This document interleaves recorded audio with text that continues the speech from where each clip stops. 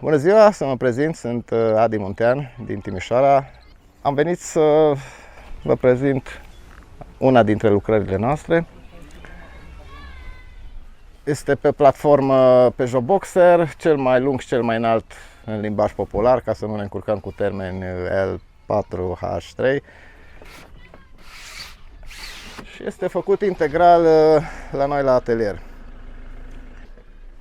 Am ales layout-ul ăsta că mi se pare că oferă cea mai mare deschidere față-spate, fără elemente de mobilier înalte care să obstrucționeze vizual și dă senzația de spațiu mult mai mare și chiar și este un pic Hai de să vedem spațiu. cum se montează patul.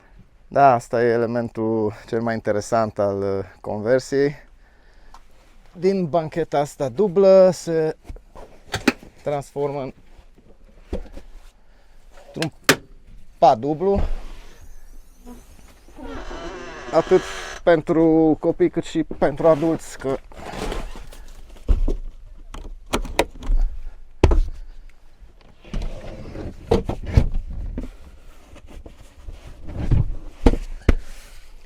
durează sub jumătate de minut.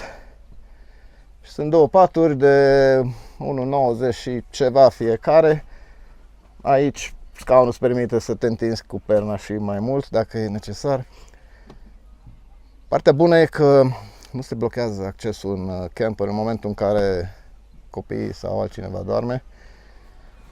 Totul rămâne perfect funcțional. Și asta s-a născut oarecum din necesitate. Noi avem și doi copii. Și în prima conversie era un alt layout în care în momentul în care se culcau copiii și de regulă se culcă puțin mai repede, camperul devenea puțin mai greu accesibil.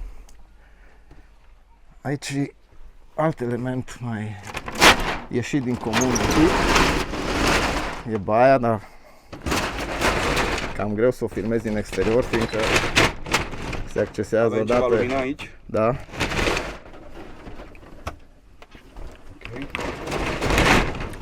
Totul e custom made, inclusiv chiuveta, care ar trebui să se potrivească exact cu geometria respectivă, cădița de duș la fel.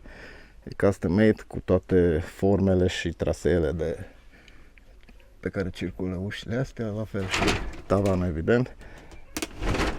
Deci este rotativ, odată ce ai intrat înăuntru, ți-l învârți în poziția care ți se potrivește și trebuie împinsă pe direcția ei. Partea bună e că în momentul în care nu se folosește baia, rămâne același spațiu. Asta e cada de duș care se deschide când vrei să faci duș, după ce ți-ai tras ușile după tine. Aici o bucătărie mai generoasă ca de obicei într-o conversie, în formă de L. Toate sertarele sunt cu sistem push și lock, se autoblochează, la fel frigiderul, uite, compresor. Încălzirea e pe truma combi, care e înghesuit sub toată acolo, are acces și din partea cealaltă de sub pat, cum s-ar spune. Și am 4 trasee de încălzire, unul merge și prin podea și prin asta încălzește podeaua și ai senzația de podea caldă care e foarte plăcută, mai ales când e destul de frig afară. Tot e funcțional off-camp, adică nu te fiu branșat la nimic, inclusiv cuptorul cu microunde sau expresorul de cafea. Am o instalație destul de acoperitoare din punct de vedere al energiei.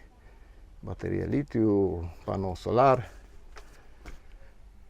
Și acum spune-mi cam la ce preț ajunge o asemenea conversie. Una, să zic, 1 la 1 cu asta ar fi undeva pe la 25-26 de mii de euro. Doar conversia Conversia fără... plus, da, mașină. peste mașina cu care se vine, da. Am înțeles.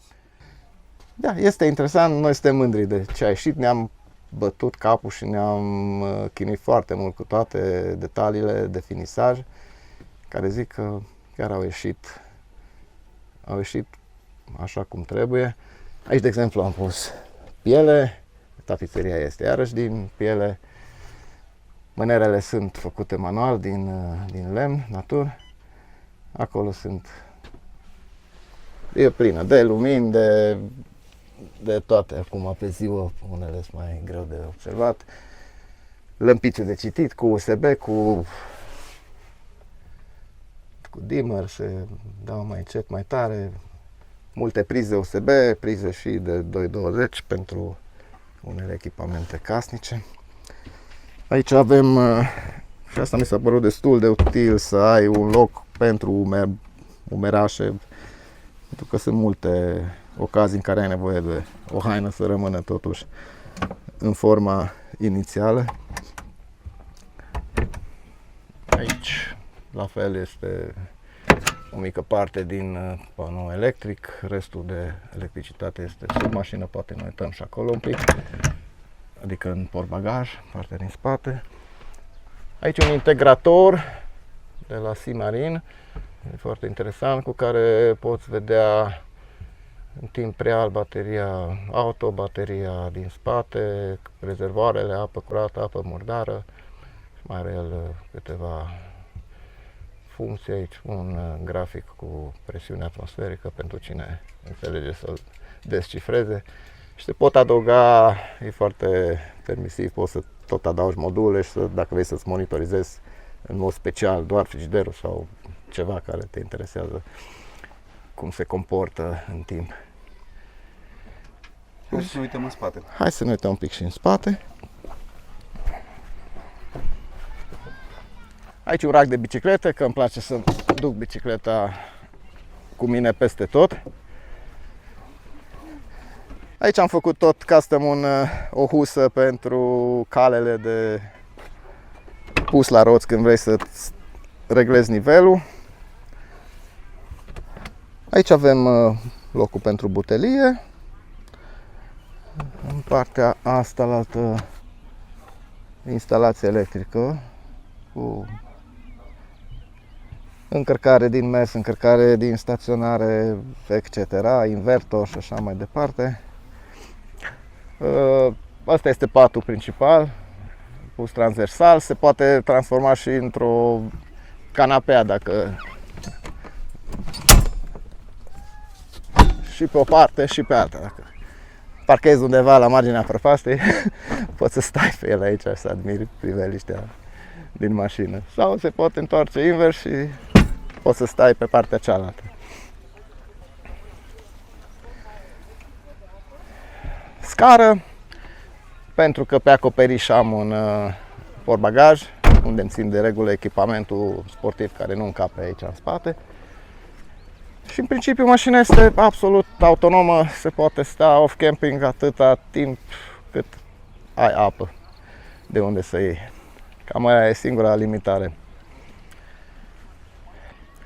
Mulțumesc RV Travel pentru oportunitatea de a prezenta această conversie și pentru cei interesați îi îndemn să ne caute pe Facebook, de exemplu, AM Conversions.